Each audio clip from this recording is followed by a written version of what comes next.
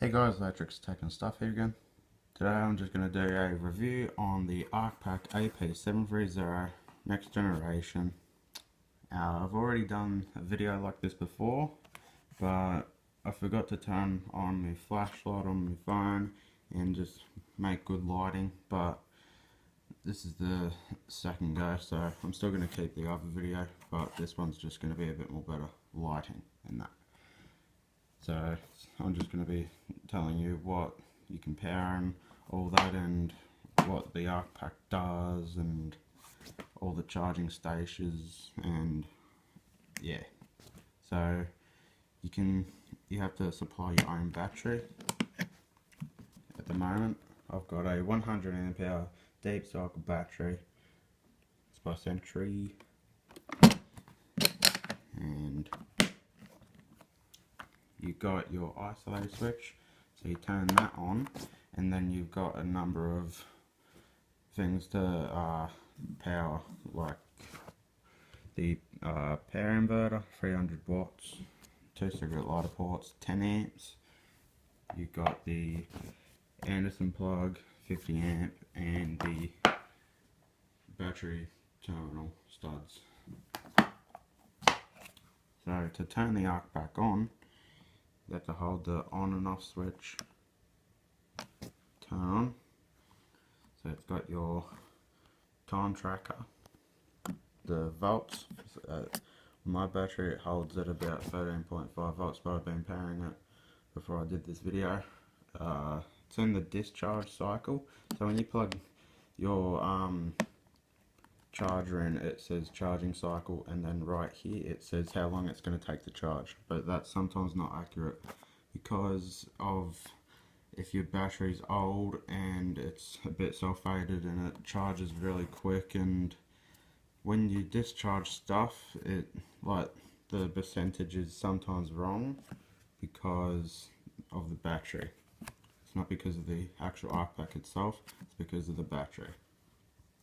So that's one thing to keep in mind of when you're going to buy one of these. It's mostly best for you to buy a brand new battery instead of putting in one that doesn't really work in whole capacity. And then you hold the up button. It's got your net watts, so it's got the current coming in and out of the unit, which is pretty handy. And then you've got the charger. So there's a number of ways to charge this Arkpak: by the Anderson plug and the terminals. And how you can charge this is by your solar panel, the cigarette lighter plug, and the AC adapter, which, yeah, I'd rather solar. I've got a 180 watt solar panel, and I just charge it on this. And you've got your 12 volt battery guide. So choosing a 12 volt battery type, Ark recommend deep cycle batteries for use in our power battery boxes, and these will give you a prolonged steady release of power most people are looking for when camping, boating and four-wheel driving. And yeah, battery size. So this is mostly what I was talking about before. Like, battery size is measured in amp hours, and most batteries range in size up to 60 amps until up to 130 amps. The larger the amp hours, the more power you'll have available to you, which is what I was saying. And jump starting, Ark recommend an AGM battery for this purpose, as it combines a longevity of the power with the significantly high cranking amps, and will get your flat battery started. So you got your AGM battery. This just tells you about what battery is suited for you. with an AGM battery, there's no freestanding water in it or acid. It's all soaked into a spongy material. So if you're likely to tip this over, which I don't think you want to do it with a lead acid battery because it will leak all over in this. Like, yeah, it wouldn't leak if you had an AGM battery. Gel, nearly the exact same thing. Lead acid batteries, like I said.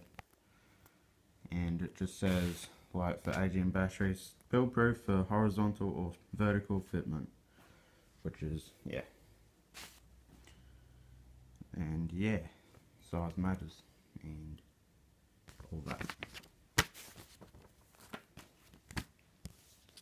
You've got your instruction manual, Ap730. You've got your contents like the warnings, getting started, controls, battery selection, LCD display, charging process, preparing a device, using the inverter, alarm messengers, dual battery system and mounting, and specifications and troubleshooting. So it's just got your warnings. So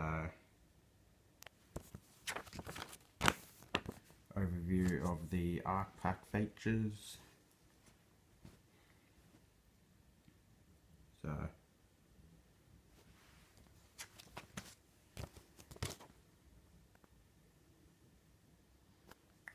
battery selection. That's just how to set up the battery and set up the Arkpak for the first time. If you put a new battery in, then yeah. And this is the overview of the charging process. Testing and the charge and bulk, boost, resting, float and reawaken. Charging the battery with solar panels, not supplied of course. So it just says, yeah.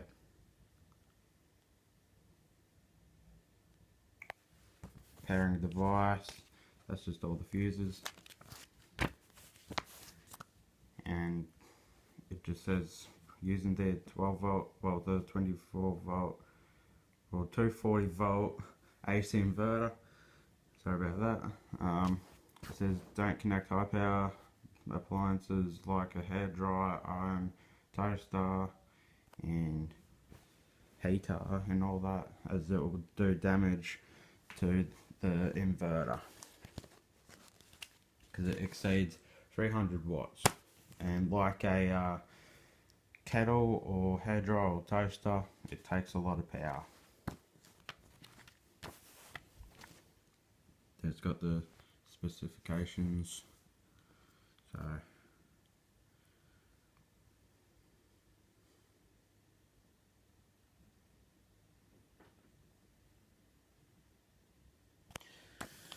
and then yeah, it's just got all the troubleshooting. So there's that. And I'll power my, I think it's a 48 watt fridge, but yeah, I'll plug it in. It's a Waco CDF35, I think CD, yeah. Alright, plug it in.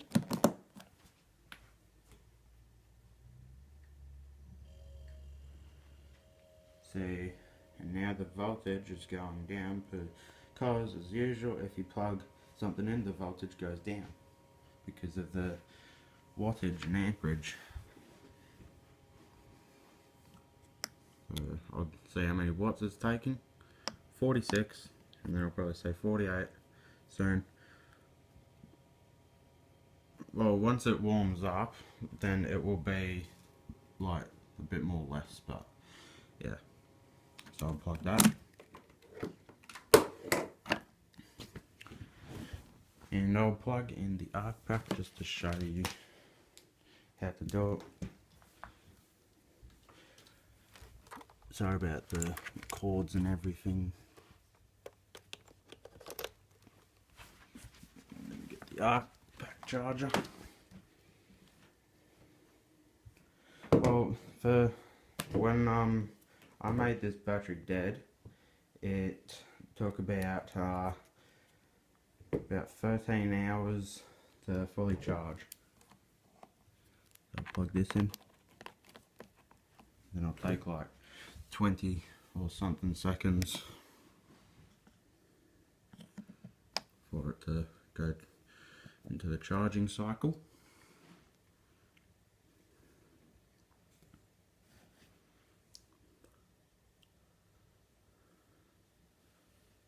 So now charge cycle, 2 hours, as it says right there, 13.8 volts. So yeah, they're pretty handy to have, Arkpaks. You can use them as dual battery systems, and yeah. And one thing, I can't remember if I said this, but mostly if this meter, like if the LCD's display is off with percentage, it means, well, it doesn't mean that the Arkpak is broken or anything. It's the battery itself, because over usage it starts to break down and don't last long anymore, the battery. So like even with charging, if it says about 13 hours and it doesn't charge in 13 hours, it'll probably charge like in 12, well, in about 5 hours. So that's one thing to keep in mind of if you're going to use an old battery. So in my opinion, you might as well buy a new battery, so then you can start new and you'll get the accurate voltage and percentage and the charge. So yeah, that's about all that I want to show you today. I hope you guys enjoyed this video. Like, comment and subscribe, and I'll catch you in the next one.